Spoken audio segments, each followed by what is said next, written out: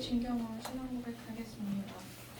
전능하사 천지를 만드신 하나님 아버지를 내가 믿사오며 그 외아들 우리 주 예수 그리스도를 믿사오니 이는 성령으로 잉태하사 동정녀 마리아에게 나시고 본디오 빌라도에게 고난을 받으사 십자가에 못 박혀 죽으시고 장사한 지 사흘 만에 죽은 자 가운데서 다시 살아나시며 하늘에 오르사 전능하신 하나님 우편에 앉아 계시다가 저리로서 산자와 죽은 자를 심판하러 오시리라.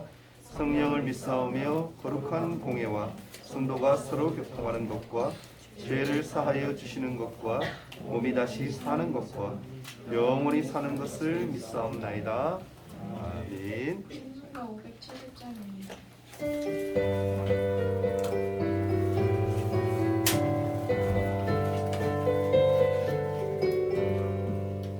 주는 나를 기르시는 목자요 나는 주님의 귀한 어린 양 푸른 풀밭 맑은 시냇 물가로 나를 늘 인도하여 주신다.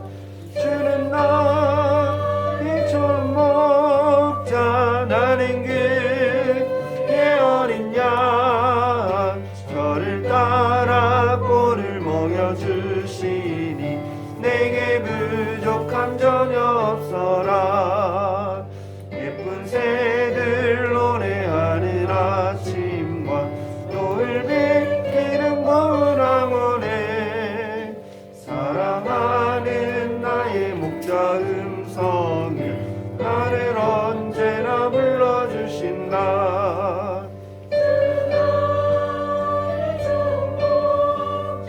나는 그의 어린 양 저를 따라 꼴을 먹여주시니 내게 부족함 전혀 없어라. 못된 짐승 나를 잊지 못하고 거친 비바람 삼지 못하니 나의 주님 강한 손을 펼치사 나를 주야로 지켜주신다. 주는 나의 좋은 목자 나는 그의 어린 양 저를 따라 꼴을 먹여주시니 내게 부족함 전혀 없어라. 아멘. 예배를 위해 최은경 선생님 기도하겠습니다. 기도하겠습니다. 하나님 아버지, 거룩한 주일 저희들을 예배의 자리로 불러주시고 말씀으로 새롭게 하시니 감사합니다. 하나님의 무한하신 사랑과 은혜를 찬양하는 시간이 되도록 인도하여 주시옵소서. 지난 일주일 동안 하나님보다 세상과 친구들을 더 사랑하고 말씀대로 순종하지 못한 죄를 회개합니다. 저희 모든 죄를 예수님의 보혈로 깨끗하게 용서하여 주시옵소서. 사랑하는 중등부 친구들이 말씀과 기도로 깨어있게 하시고 선악을 분별하게 하시고 하나님을 기쁘시게 하며 귀하게 쓰임받는 자녀들로 살아갈 수 있도록 인도하여 주시옵소서. 아멘. 이 시간 말씀 전하실 목사님에게 은혜를 주시고 성령으로 충만하게 붙들어 주시옵소서. 능력의 말씀을 통하여 마음의 상처가 치유되고 위로가 되고 문제가 해결되는 놀라운 역사를 경험할 수 있도록 인도하여 주시옵소서. 우리의 삶의 주인 되시는 하나님만을 바라보고 의지하고 감사가 넘치는 한 주가 될 수 있도록 인도하여 주옵소서. 감사드립니다. 예수님의 이름으로 기도드립니다. 아멘.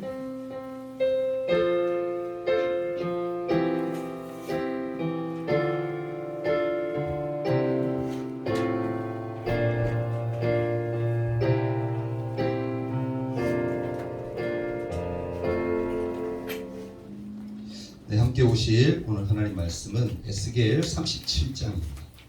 에스겔 37장 1절에서 14절까지 말씀 함께 봅니다. 자, 성경으로 구약 성경 1209페이지에 에스겔 37장 1절에서 14절 제가 한 절, 여러분이 한 절, 한 절씩 하나님 말씀 교독합니다. 여호와께서 권능으로 내게 임재하시고 그의 영으로 나를 데리고 가서 골짜기 가운데 두셨는데 거기 뼈가 가득하더라. 나를 뼈 사방으로 지나가게 하시기로 언제 그 골짜기 지면에 뼈가 씹이 많고 아주 말랐더라. 그가 내게 이르시되 인자야 이 뼈들이 능히 살 수 있겠느냐 하시기로 내가 대답하되 주 여호와여 주께서 아시나이다. 또 내게 이르시되 너는 이 뼈에게 대하여 이르기를 너희 마른 뼈들아 여호와의 말씀을 들을지어다. 주 여호와께서 이 뼈들에게 이같이 말씀하시기를 내가 생기를 너희에게 들어가게 하리니 너희가 살아나리라. 너희 이주를 들고 살을 이고 가죽으로 덮고 너희 속에 생기를 넣으니 너희가 살아나리라. 또 내가 여호와인 줄 너희가 알리라 하셨다 하라. 이에 내가 명령을 따라 대언하니 대언할 때에 소리가 나고 움직이며 이 뼈 저 뼈가 들어맞아 뼈들이 서로 연결되더라. 내가 또 보니 그 뼈에 힘줄이 생기고 살이 오르며 그 위에 가죽이 덮이나 그 속에 생기는 없더라. 또 내게 이르시되 인자야 너는 생기를 행하여 대언하라. 생기에게 대언하여 이르시기를 주 여호와께서 이같이 말씀하시기를 생기야 사방에서부터 나와서 이 죽음을 당한 자에게 불어서 살아나게 하라 하셨다 하라. 이에 내가 그 명령대로 대언하였더니 생기가 그들에게 들어가매 그들이 곧 살아나서 일어나 서는데 극히 큰 군대더라. 또 내게 이르시되 인자야 이 뼈들은 이스라엘 온 족속이라. 그들이 이르기를 우리의 뼈들이 말랐고 우리의 소망이 없어졌으니 우리는 다 멸절되었다 하느니라. 그러므로 너는 대언하여 그들에게 이르기를 주 여호와께서 이같이 말씀하시기를 내 백성들아 내가 너희 무덤을 열고 너희로 거기에서 나오게 하고 이스라엘 땅으로 들어가게 하리라. 내 백성들아 내가 너희 무덤을 열고 너희로 거기에서 나오게 한즉 너희는 내가 여호와인 줄을 알리라. 내가 또 내 영을 너희 속에 두어 너희가 살아나게 하고 내가 또 너희를 너희 고국 땅에 두리니 나 여호와가 이 일을 말하고 이룬 줄을 너희가 알리라. 여호와의 말씀이라. 아멘. 샬롬. 샬롬. 한 주간 잘 보냈나요? 네. 정말요? 시험 친다고 좀 고됐죠? 그죠? 네, 고되게 힘들게 시험 치는 여러분들을 오늘 주일 온 여러분들을 환영하고 축복합니다. 우리 주제 한번 1년 주제 이제 얼마 안 남았죠? 2달 남았나요? 1년 주제 한번 크게 외치고 하나님 말씀으로 듣도록 하겠습니다. 자 시작! 날마다 예수님만 바라보고 그런 친구들 되기를 소망합니다. 여러분은 교회를 생각할 때 교회라는 이미지가 딱 떠오르면 가장 먼저 뭐가 생각납니까? 교회 그러면 그렇죠. 십자가죠. 십자가. 그런데 이 십자가를 생각할 때 예수님을 믿는 사람들과 믿지 않는 사람들의 생각이 사실 달라요. 예수님을 믿지 않는 사람들에게 이 십자가는 단순히 교회를 상징하는 표시라고만 아마 생각할 겁니다. 하지만 예수님을 믿는 우리 크리스찬들에게 십자가는 우리 죄를 사해 주시기 위해 달리신 예수님의 죽음과 부활을 의미합니다. 다시 말해서 십자가는 죽음을 상징하는 것과 동시에 예수님의 뭐도 포함된다고요? 부활. 십자가 그러면 뭐다? 죽음, 부활. 이 두 가지가 다 생각나는 게 우리 크리스찬들의 마음이에요. 그래서 기독교는 죽음을 넘어서 소망의 종교라는 말을 해요. 오늘은 교회가 가진 이 소망이 무엇인지 말씀을 통해서 함께 한번 생각해 보려고 합니다. 오늘 본문의 내용을 보면, 배경을 보면 옛 언약을 지키는 것에 실패한 이스라엘 백성들은 심판을 받게 돼요. 무슨 심판이죠? 지난주에서 계속 이어지고 있습니다. 바빌론이라는 거대한 나라, 강대한 나라가 이스라엘을 공격해서 이 나라가 어떻게 됩니까? 이스라엘이 멸망해요. 그리고 수많은 사람들이 이 바벨론이라는 나라의 포로로 잡혀가 있는 상황. 그 상황이 오늘 본문의 상황이에요. 이스라엘은 자그마치 바벨론에게 몇 번의 공격을 받느냐, 침략을 당하느냐 하면은 3번의 공격을 받습니다. 그 가운데서 두 번째 2차 공격 때에 잡혀갔던 사람 누구냐? 에스겔 선지자예요. 몇 살 때? 지난주에 했는데 25살 때. 25살의 나이에 포로로 젊은 나이에 잡혀가게 돼요. 에스겔 선지자는 바벨론 땅에서 포로로 살던 이스라엘 사람들에게 하나님의 말씀을 전하는 역할을 합니다. 포로로 우리가 끌려가 있지만 바빌론이라는 나라에 잡혀가 있지만 이스라엘 백성들에게 뭐 했다고요? 목사님처럼 말씀을 선포했다는 말이에요. 목사님 역할을 했다는 겁니다. 그러던 중에 에스겔 선지자에게 충격적인 이야기, 소식이 들려오게 됩니다. 오늘 읽진 않았는데 33장 21절에 보면 이렇게 기록해요.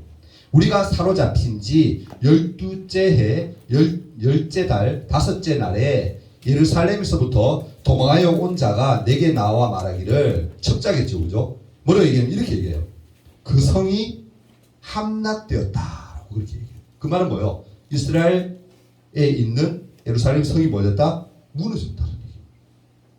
에스겔은 드디어 포로에서 해방되어서 이제 조국으로 돌아가는 그날만 손꼽아서 소망하고 기다리고 있는데 그에게 들려온 조국의 소식이 뭐다? 멸망했다. 성전이 파괴됐다. 이 말을 들었다는 거예요. 에스겔의 마음이 어땠을 것 같아요? 무너진 거예요. 에스겔의 마음이 복잡해진 거예요. 희망조차 사라지는, 아무런 꿈도 없어지는 그러한 순간을 이 에스겔이 맞이했다는 거예요. 여러분, 나라를 잃은 백성에게 소망이 있어요, 없어요? 없어요. 전쟁 때문에 황폐해지고 수많은 사람들이 죽고 그동안 열심히 모아왔던 그런 재산이 한순간에 뭐요? 침략자에 의해서 다 없어지는 순간. 그런 순간. 마땅히 누려야 되는 자유조차도 없이 적국의 노예로 살아야 하는 사람들에게 과연 소망이 있을까 없을까? 없다. 이 정도는 사실 아니지만 현재 우리나라 사람들도요, 많은 것을 포기하고 살아간다라고 우리 주위에서 얘기를 해요. 흔히 5포 세대라고 이렇게 얘기하는데 저도 준비하면서 알았는데 5포 세대가 뭔 줄 아세요? 5가지를 포기한다 이 말이에요. 젊은이들이. 여러분 들으면 마음이 아파요. 뭐냐면 연애를 포기한대요. 연애를 포기한대요. 결혼도 포기한대요. 출산도 포기한답니다. 아이를 낳지 않겠다는 거죠. 결혼도 안 하니까. 그 내 집 마련도 포기를 한대요. 그리고 뭐다? 인간관계조차도 포기하며 살아간다. 그게 뭡니까? 5포 세대. 요즘 젊은이 세대가 얘기하는 그런 세대라는 겁니다. 요즘 친구들 나이죠, 그죠? 청소년 사이에서도 미래에 대한 소망보다는 불안감이 더 커서 마음에 자리 잡아서 꿈과 희망보다는 무엇을 내가 가장 먼저 살아가면서 지금부터 내가 포기해야 될 건가를 생각하는 사람들이 의외로 많대요. 여러분 혹시 그렇나요? 제가 알기로는 안 믿는 사람들이 그렇다고 저는 생각해요. 믿는 사람들은 뭐다? 벌써 뭔가를 포기하고 내 인생이 망해서 이 생망이야. 그러면서 살아가면 된다 안 된다? 안 돼요. 안 돼요. 근데 많은 하나님을 믿지 않는 사람들이 그렇게 살아간다는 거예요. 장래 희망이나 꿈에 대해서 물으면 이 질문에 대해서 자신 있게 대답하는 친구들이 거의 없다라는 거예요. 거의 없다. 내일과 미래에 대한 소망이 없이 하루하루 살아간다라는 거 사실 너무너무 불행한 삶이에요. 그렇지 않습니까? 희망이 없다. 꿈이 없다. 비전이 없다. 나는 그냥 이대로 그냥 대충 살다 갈 거야. 너무너무 불행한 인생 아니에요, 여러분? 여러분 중세시대에서 살던 단테라는 문학가가 있습니다. 단테. 유명한 사람이죠, 그죠? 문학을 좋아하는 친구들은 알 텐데 단테가 적었던 글 중에 가장 유명한 글이 뭐죠? 신곡이에요. 신곡. 단테의 신곡이라는 말 들어본 적 있죠? 이 책에 보면은 지옥을 어떻게 표현하냐면 이렇게 표현을 해요. 여기에 들어가는 자는 모든 소망을 버려라. 그렇게 얘기를 해요. 내일의 소망이 없는 삶, 그러니까 아무런 기대가 없는 삶을 바로 뭐다고 표현합니까? 지옥이다. 희망이 없는 삶, 그 자체가 뭐다? 지옥이라. 지옥. 여러분 말씀을 보아서 알겠지만 바벨론의 포로로 잡혀간 이스라엘 백성들의 상태가 사실은 이와 같은 상태인 거예요. 가족과 재산, 나라를 잃고 포로로 잡혀간 이들에게 과연 소망이 있다 없다? 없다는 거예요. 죽을 때까지 노예로 살아야 하는 삶에 무슨 소망이 있겠습니까? 오늘 읽었던 1절과 2절에 이렇게 표현하죠. 여호와께서 권능으로 내게 임재하시고 그의 영으로 나를 데리고 가서 골짜기 가운데 두셨는데 거기 뼈가 가득하더라. 나를 그 뼈 사방으로 지나가게 하시기로 본즉 그 골짜기 지면에 뼈가 심이 많고 아주 말랐더라 라고 얘기해요. 하나님은요 에스겔 선지자에게 이 같은 환상을 보여주십니다. 어느 날 하나님의 영이 에스겔을 어떤 골짜기로 데려가는데 그곳에 갔더니 눈에 보이는 게 뭐다? 뼈들, 마른 뼈들이 가득하더라는 겁니다. 그 뼈의 수가 너무너무 많고 그 뼈가 또 어떻게 금방 죽고 나서 여러분 사람이 이렇게 뼈가 딱 앙상하게 남아있으면 짐승들 여러분 보면 알죠? 사막 같은 데 보면 뭡니까? 아프리카 이런 데 가면 죽어있는 짐승들 보면 금방 죽은 상태로는 뼈만 딱 있을 때는 그래도 뼈가 어느 정도 이렇게 형태가 유지가 되어 있잖아요. 근데 여기서 봤던 에스겔이 보았던 골짜기에 있는 뼈들은 어떤 상태예요? 빼짝 말라있어. 아주 수분이 없어. 완전히 빼짝 말라있는 상태. 근데 그 뼈들이 엄청 많았다는 거예요. 여기서 여러분 이 뼈가 말라있다. 이건 뭐다? 어떤 표현하는 것 같아요? 어떤 의미일까요? 이 마른 뼈는요, 바빌론의 포로로 잡혀와 있는 이스라엘 백성들을 의미하기 위한 하나님의 뭐요? 하나님의 그 보여주시는 모습이에요. 소망 없이 하나로 살아가는 이스라엘 백성들의 모습이 뭐와 같다라는 거요? 마른 뼈와 같다라는 거예요. 마른 뼈들을 바라보고 있는 에스겔 선지자에게 하나님이 다시 질문을 합니다. 어떤 질문을 하냐면은 3절 말씀에 보면 그가 내게 이르시되 인자야 이 뼈들이 과연 능히 살 수 있겠느냐라고 그렇게 표현을 하세요.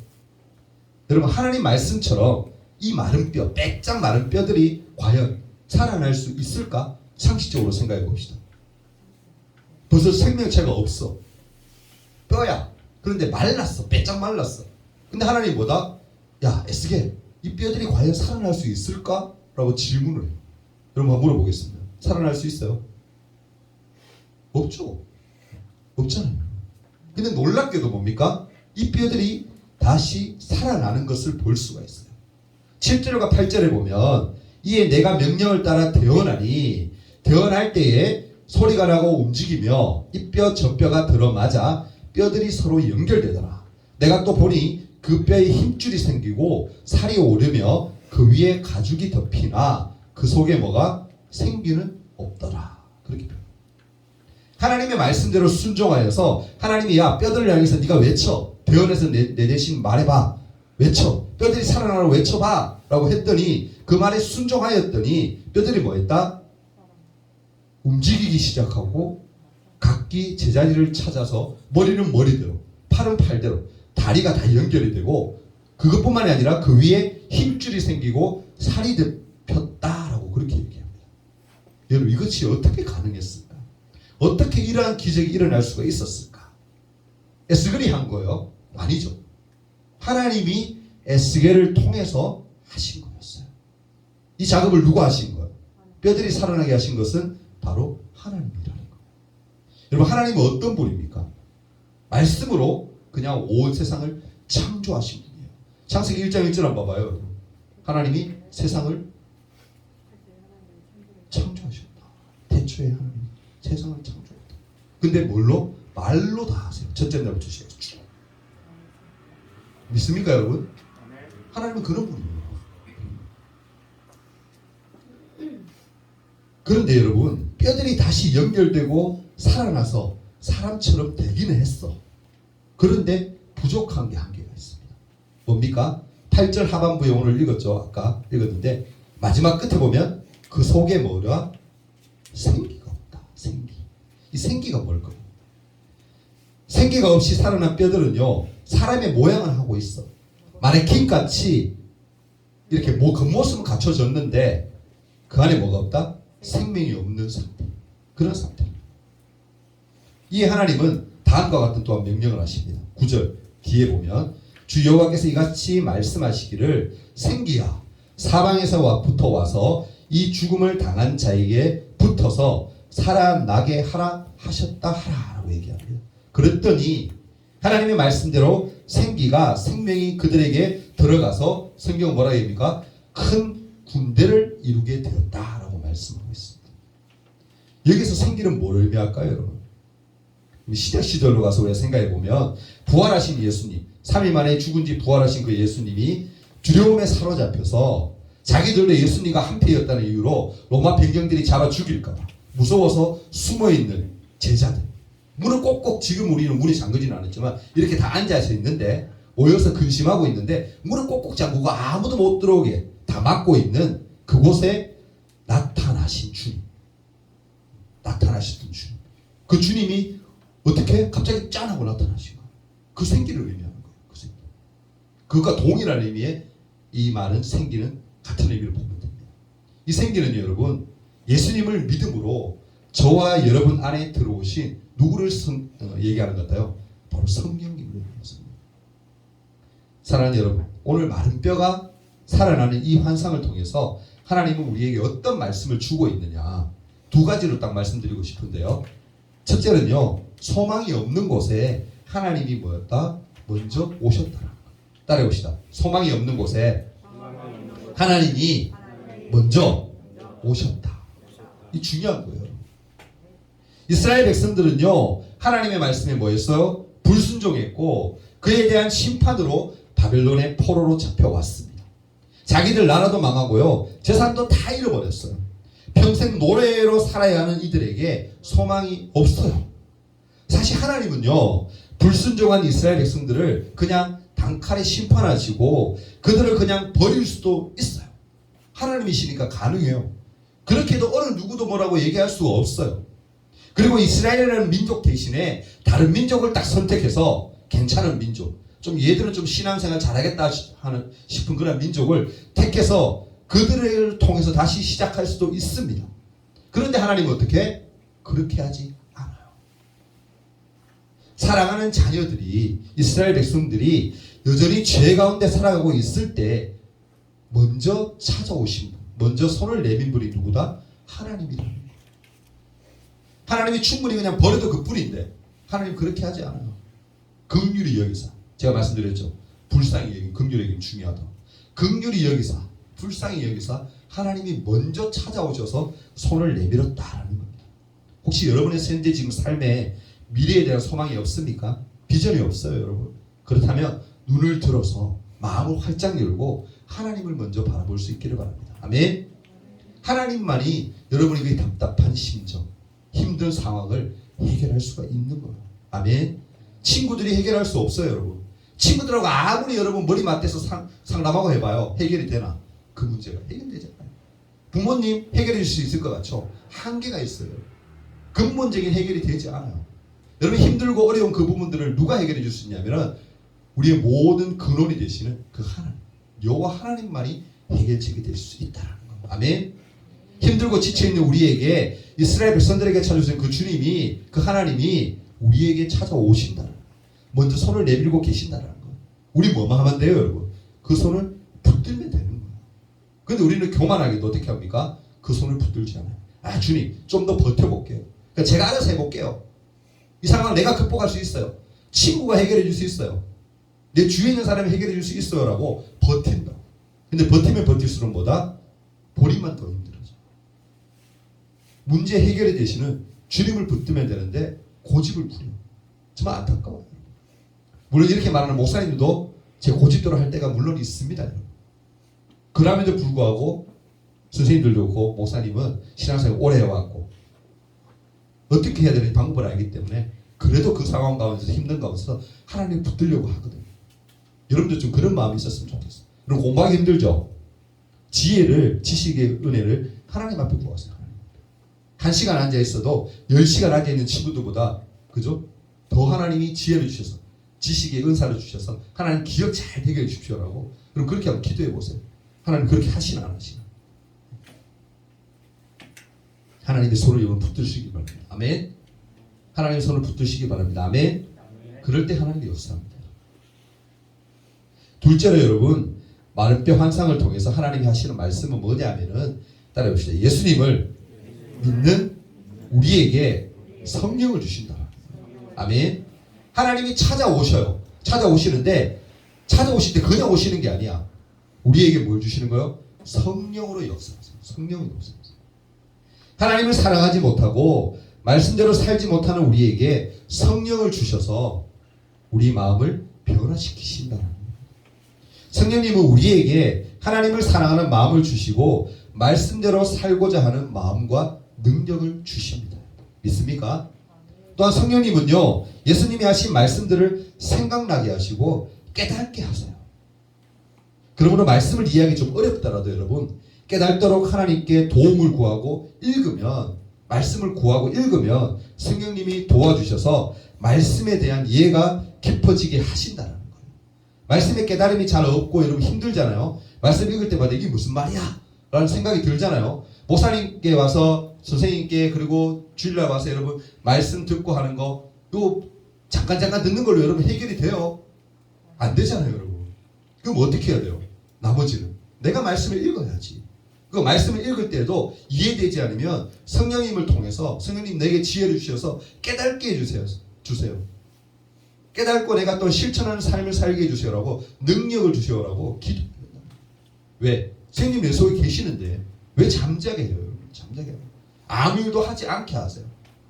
여러분 내 속에 성령님이 계심을 믿음으로 그 성령님을 깨울 수 있는 믿음, 우리 친구들 되기를 바랍니다. 아멘. 그 하나님 그걸 기대하시는 거예요. 사랑하는 여러분, 오늘 본문에서 보여주신 이 마른 뼈 환상은요, 바벨론 포로로 잡혀와서 소망이 없던 이스라엘 백성들에게 하나님이 은혜를 베푸셔서 포로에서 해방시키실 것과 또한 새로운 소망을 약속하시는 그런 말씀이에요. 하나님은 이스라엘 백성에게 베푸신 그 은혜를, 놀라운 은혜를 우리에게도 지금 동일하게 베풀고 계십니다. 믿습니까? 하나님은 소망 없이 살아가는 사람들에게 먼저 찾아오셔서 말씀을 통해 새로운 소망을 주시고 하나님과 동행하며 능력 있는 삶을 살도록 또한 인도해 주신다는 사실 또한 여러분 믿을 수 있기를 바랍니다. 여러분 하나님 외에는 답이 없습니다. 세상 보면 여러분 답이 나와요? 안 나와요. 저 답답함이만 합니다. 여러분. 목사님 경험이고 선생님들 경험이에요. 세상에 답이 없어요. 누구에게 답이 있어요? 하나님께.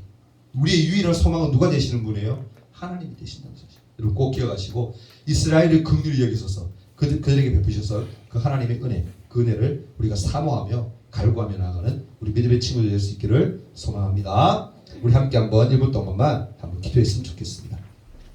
지금 기도할 때 소망이 없이 방황하는 우리에게 먼저 주님이 찾아오셨다는 그 사실을 여러분 먼저 믿었으면 좋겠습니다. 근데 오실 때 그냥 오신 게 아니에요. 내가 믿고자 애쓰고 내가 힘쓰고 발버둥 칠 때 내 속에 성령이 역사하셨어요. 성령이 내 속에서 안주하고 계세요. 함께하고 계세요.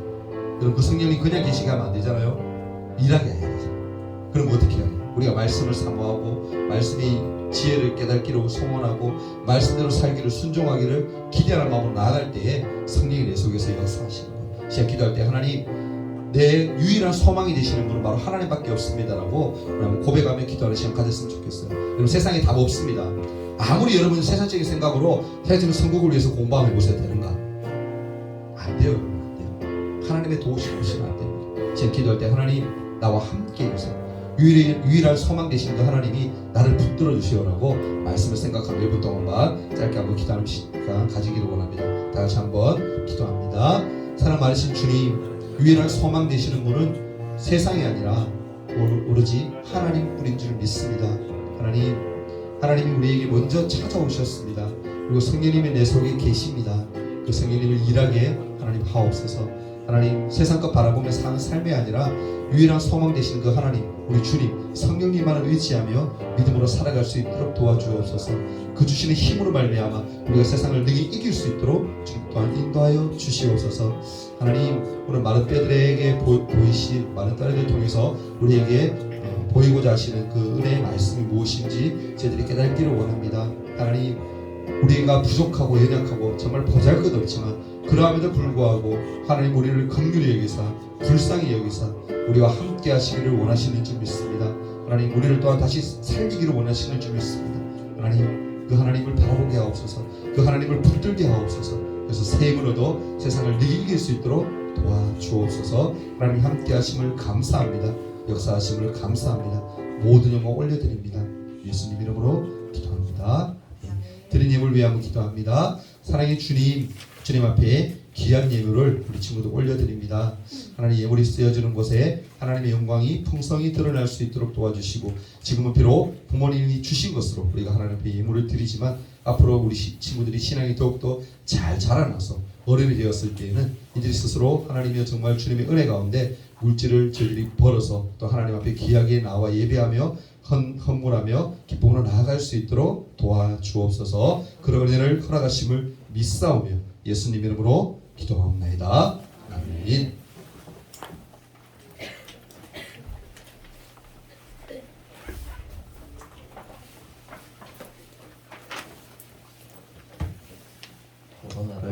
현장 예배와 온라인 예배를 함께 공유해 드립니다. 온라인은 인증샷 필수입니다. 다음 주일 예배 기도는 이서준 선생님입니다. 예배 전 손소독 주관하는 주기는 유기찬입니다. 10월 30일 된 찬양 예배가 있습니다. 찬양과 말씀의 은혜가 충만하기를 기대합니다. 주기도 끝나고 예배 마치도록 하겠습니다. 은혜 계신 우리 아버지여, 이름이 거룩히 여김을 받으시오며 나라가 임하옵시며 뜻이 하늘에서 이룬 것 같이 땅에서도 이루어지이다. 오늘날 우리에게 일용할 양식을 주옵시고 우리가 우리에게 죄진 대를 쌓여 준 것 같이 우리 죄를 사하여 주옵시고 우리를 시험에 들게 하지 마옵시고 다만 악에서 구하옵소서. 내게 나라와 권세와 영광이 아버지께 영원히 있사옵나이다. 아멘.